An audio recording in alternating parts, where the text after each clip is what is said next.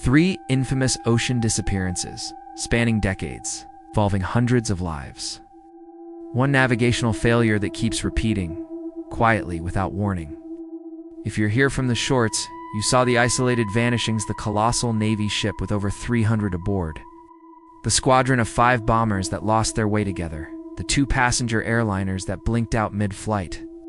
But when you line them together, something far more disturbing appears. A pattern that doesn't rely on storms, or sabotage, or human error in the usual sense. Navigation failed. Instruments lied. Confidence collapsed. And the ocean, simply, claimed what was lost. Let's start with the smallest scale, though even this one was massive for its time. March 1918, World War I still raging. The USS Cyclops, a Proteus-class collier, one of the biggest ships in the US Navy, over 500 feet long, displacing more than 19,000 tons when loaded.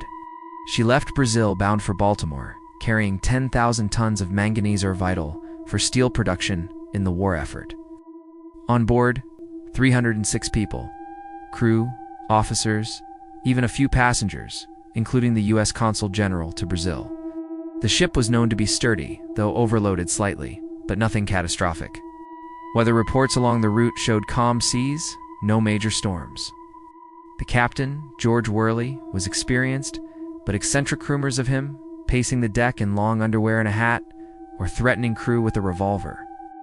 Yet the voyage started normally. Last sighting was in Barbados, where she refueled and set off north. No radio distress call unusual even for wartime silence protocols because Cyclops had powerful equipment. Then, nothing. Ow. No wreckage ever washed ashore. No lifeboats found. Massive searches by the Navy covered the entire possible route. Orderly departure, cargo intact in theory. Everything suggested a routine crossing. One abnormal detail stands out in retrospect. The captain's known quirks and reports of crew unease, yet no mutiny evidence. The ship just ceased to exist. So why would a vessel that size, with experienced navigators, simply drop off the map in fair weather? What could make direction itself become unreliable enough to erase 300 lives without a trace? Now escalate. December 5th, 1945, just months after the war ended, Naval Air Station Fort Lauderdale, Florida, routine navigation training Flight 19. 5 Grumman TBM Avenger torpedo bombers, each with a crew of 3, except the leader with 214 men total, all trained naval aviators. The flight leader, Lieutenant Charles Taylor, had over 2,000 flight hours. The mission: fly east to the Hens and Chickens Shoals for bombing practice, then north. Then back west to Beza's simple triangle over shallow Bahamas waters in broad daylight. Weather: clear visibility, light winds, scattered clouds. They took off at 2 in the afternoon with full fuel enough for 5 to 6 hours. Early radio chatter was casual, routine. Then, around 90 minutes in, something shifted. Taylor reported his compasses, both magnetic and gyro, were malfunctioning. He believed they were over the Florida Keys, but ground control knew they were farther east. Radio transcripts capture the growing confusion. We don't know which way is west. Yes, everything is wrong, ... strange. The ocean doesn't look as it should. Other pilots chimed in, agreeing instruments were conflicting. They flew on, turning multiple times, ignoring fuel warnings. Ground stations tried vectoring them home by radio bearings, but the formation kept heading deeper into the open Atlantic.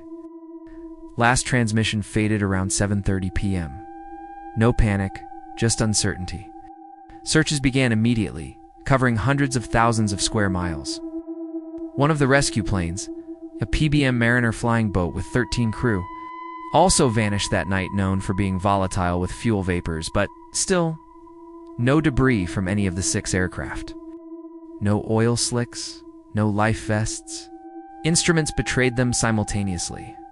Decisions followed unreliable readings. The environment finished the job without violence. So how do 5 separate aircraft, with multiple compasses each, all lose direction at once?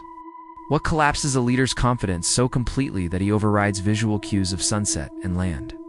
And finally, the largest-scale commercial aviation, passengers trusting modern technology. 2 nearly identical disappearances. 1 year apart, same airline, similar routes, over the same stretch of ocean. First, January 30th, 1948. British South American Airways, Avro Tudor 4. Calcined Star Tiger. 31 people aboard, passengers, including war heroes and businessmen, experienced crew led by Captain Brian McMillan, departing from the Azores toward Bermuda in mild weather. Radio updates frequent and optimistic. Altitude 10,000 feet, then requested descent to 2,000 for comfort. Last message at 3:15 a.m. Weather improving, expect arrival on time. Strong tailwind meant early landing. Ground control prepared. Then silence. No distress. Search is the largest since the war deployed dozens of aircraft and ships. No wreckage, no bodies. Official inquiry noted minor ice risk, but ruled it unlikely. Navigation aids were basic, but functional, celestial shots, radio bearings, yet something made the plane deviate fatally. 1 year later, almost to the day, January 17th, 1949, sister ship Star Ariel, same model. Same route, but Bermuda to Kingston, Jamaica. 20 passengers and crew. Captain John Clutha, highly regarded. Weather even better, crystal clear. Radio chatter cheerful, reporting smooth flight. Final transmission, routine position report. All going fine, arriving slightly early, then nothing.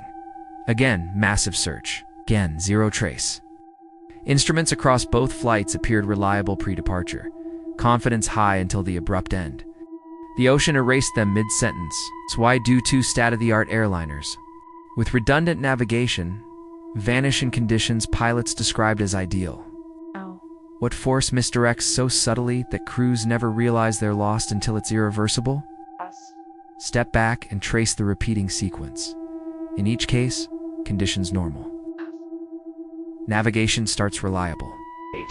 Then, instruments become unreliable, or readings conflict without obvious cause. Pilots and captains experience train begin doubting their own senses.